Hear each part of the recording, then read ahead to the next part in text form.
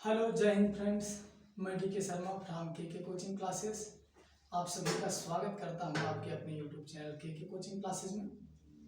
दोस्तों, आज हम सभी लोग पढ़ेंगे एक most important topic, bio Savart का नियम, माने धारावाही चालक के कारण उत्पन्न चुंबकीय क्षेत्र। ठीक, चलिए हमारा टॉपिक है धारावाही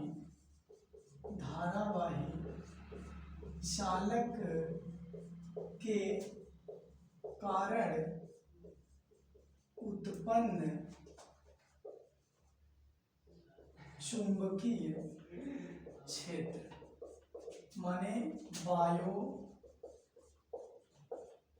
सेवर्ट का नियम। ओके, ठीक। सबसे पहले हम लोग एक बात ये समझेंगे कि जब किसी भी चालक तार में विद्युत धारा प्रवाहित किया जाता है तो उस चालक के चारों तरफ चुंबकीय क्षेत्र उत्पन्न हो जाता है। इस बात को ऑर्स्टेड ने अपने प्रयोग में बताया था। जैसा कि हमने आपको ये पिछले वीडियो में बताया कि जब किसी भी चालक तार में विद्युत धारा प्रवाहित किया जाता है तो उसके चारों तरफ क्या उत्पन्न हो जाता है, चुंबकीय क्षेत्र। ठीक, लेकिन वो चुंबकीय क्षेत्र कितना उत्पन्न होता है, इस बात को किसने बताया, बायो तथा सेवर्ट ने बताया। तो बायो तथा सेवर्ट दो अलग अलग वैज्ञानिक हैं। अगर पूछा जाए कि ये कहाँ के हैं तो बायो तथा सेवर्ट ये फ्रांस के वैज्ञानिक हैं। कहाँ के? फ्रांस के वैज्ञानिक हैं। और इन्होंने अपनी बात कब दी तो सन 1800 क्या बताएंगे, सन 1820 ईस्वी में इन्होंने अपनी परिकल्पना दिया और बताया कि धारावाही चालक के कारण कितना चुंबकीय क्षेत्र उत्पन्न होता है। ठीक, तो आइए समझते हैं कि बायो सेवर्ट का नियम क्या है। इन्होंने बताया क्या कि सबसे पहले हम एक क्या लेंगे, धारावाही चालक तार लेंगे जिसकी लंबाई क्या है, यल है, जिसकी पूरी लंबाई कितनी है, यल है, और इसमें कोई एक अल्पांश लिए डीएल, जिसके कारण उन्होंने चुंबकीय क्षेत्र को स्थापित किया। मान लेते हैं ये डीएल है अल्पांश और इसमें आई धारा क्या हो रही है, प्रवाहित हो रही है। इस अल्पांश से थीटा कोण पर आर दूरी पर कोई बिंदु P स्थित है जिस पर हमें चुंबकीय क्षेत्र B की गणना करनी है। अब आपको ध्यान ये देना है कि अगर अल्पांश लंबाई लिए हैं तो अल्पांश लंबाई के कारण जो चुंबकीय क्षेत्र उत्पन्न होगा वो भी अल्पांश होगा, जिसको हम कहेंगे क्या, डीबी कह देंगे या डेल बी कह देंगे। बात क्लियर? तो अब धारावाही चालक के कारण या धारावाही चालक में एक अल्पांश के कारण जो चुंबकीय क्षेत्र डीबी उत्पन्न हो रहा है, तो बताया इन्होंने कि ये निम्नलिखित कारकों पर निर्भर करता है। बायो तथा सेवर्ट ने बताया कि धारावाही चालक के अल्पांश के कारण उत्पन्न चुंबकीय क्षेत्र जो डीबी है वो निम्नलिखित कारकों पर, इस पर कारकों पर निर्भर करती। उन्होंने क्या बताया, ध्यान से देखना, ये बताया कि धारावाही चालक का जो चुंबकीय क्षेत्र है वो निम्नलिखित कारकों पर निर्भर करती है।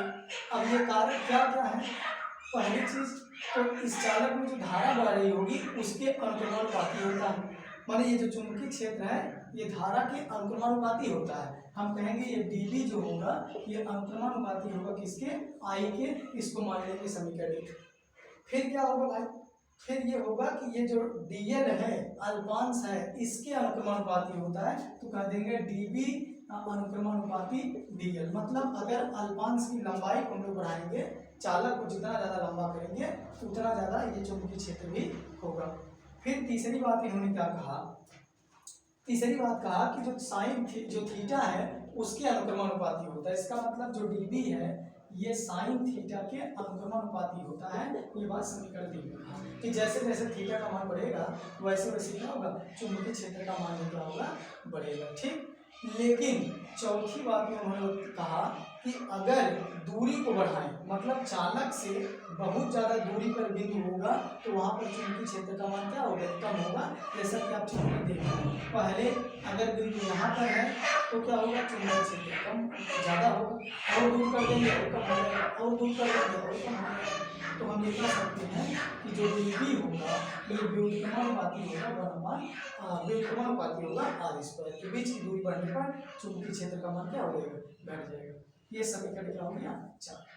फिर समीकरण 1, 2, 3 व 4 को अगर सम्मिलित रूप में देखें तो ये आपका होगा समीकरण 1, 2 व 3, 4 से समीकरण 1 व 2, 3, 4 को अगर सम्मिलित रूप से देखें तो ये आपका dB जो होगा वो अनुक्रमानुपाती होगा भैया I dl साइन थीटा के, और बटे हो जाएगा किसके, r²। अगर यहाँ से अनुक्रमानुपाती का चिन्ह हम लोग हटाएं तो हमको एक कांस्टेंट लगाना पड़ेगा, और यहाँ पे ये कांस्टेंट क्या है तो आप बताएंगे μ0/4π। तो बताइए ये आपका dB क्या हो जाएगा, dB = आपका हो जाएगा μ0/4π इंटू में I del l या dl साइन थीटा बटे क्या हो जाएगा, r²। यही आपका क्या है, यही आप बताएंगे कि यही बायो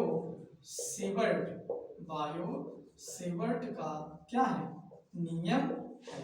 और यहाँ पर अगर पूछा जाए, यहाँ μ0/4π अनुक्रमानुपाती नियतांक